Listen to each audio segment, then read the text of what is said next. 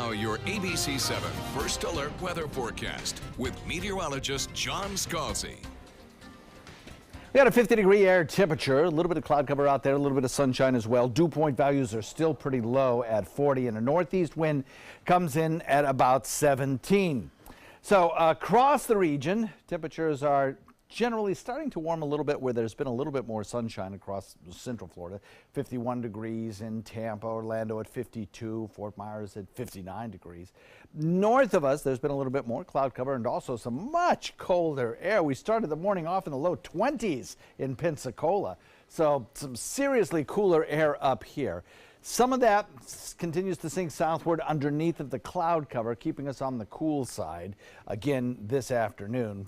54 degrees, Wauchula, 58 in Arcadia, 59 in Punta Gorda, 55 degrees in Mayaca, 50 in Sarasota, Bradenton, 51 in Parrish, 54 in Venice, and Boca Grande coming in at 58. A lot of cloud cover around. We're going to see this cloud cover kind of persistent over the next 24 hours. We may have some little periods of sunshine, but cloud cover will be kind of a feature of our weather forecast over the next 24 hours. We have some northerly wind flow with a high pressure ridge to the north of us. We have an area of low pressure trying to develop out in the Atlantic waters that could kind of retrograde just a little bit and head a little closer to shoreline, swing back a trough of low pressure and help produce a little bit of snowfall to the north of us. That's a possibility. We'll see if that actually occurs. Certainly some scattered areas of drizzle and rain showers. We haven't seen much in the way of precip around our area. Maybe just a little bit of a mist or even some perhaps frozen particles, pellets, kind of suspended in the atmosphere just a little bit, giving it kind of a misty appearance. But otherwise, we're looking at pretty quiet conditions in terms of rainfall today.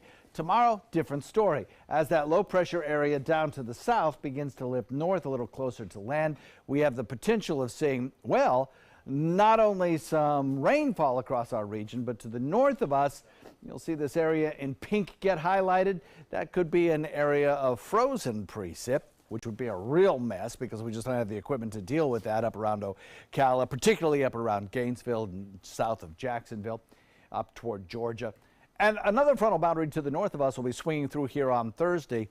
That will give us another reinforcing shot of cooler air and perhaps some of the coldest nights. Did you see that pink just fly right by there, moving up toward the Carolina coastline?